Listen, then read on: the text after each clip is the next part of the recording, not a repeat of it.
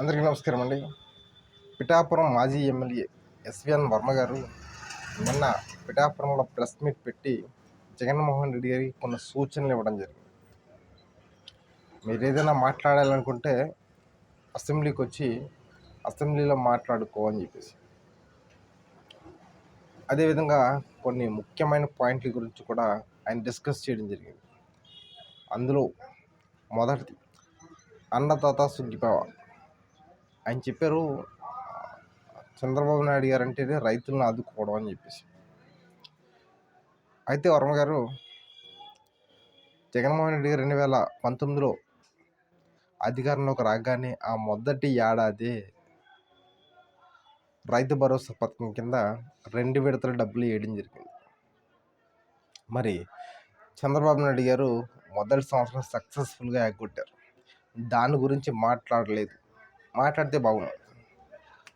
2, ఉపాధి హామీ పథకం డబ్బులు నెలలో వచ్చేస్తున్నాయంట. ఎవరికి వస్తున్నాయి? ఇప్పుడైనా మీ నియోజకవర్గంలో తిరిగి ఒకసారి అడిగి చూడండి.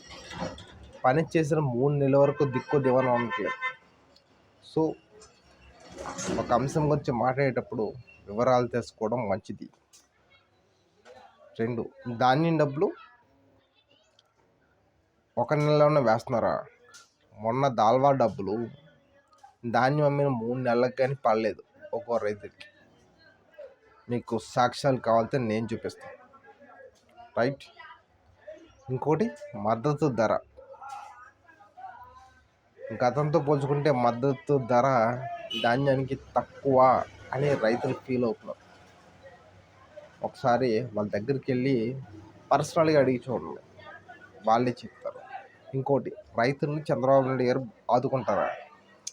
అంత ఆదుకునేలా ఉంటే మామిడి రైతులు రోడ్ల మీద మామిడి పళ్ళు ఎందుకు పారబోస్తారు? టమాటా రైతు రోడ్డు పక్కన ఎందుకు పోస్తాడు? పొగాకు రైతు రోడ్డు ఎందుకు ఎక్కుతాడు? నిమ్మ రైతులు రోడ్డు ఎందుకు ఎక్కుతారు? ఉల్లిపాయ రైతులు వీళ్ళందరూ రోడ్డు ఎందుకు ఎక్కుతారు? మద్దతు ధర ఉంటే. ఇవన్నీ ఎక్కడికో పోనవసరం, ఈ సంవత్సరంలో జరిగిన సంఘటనలే. సో ఒకసారి మీరు అన్నీ గమనించండి. Okay, thank you.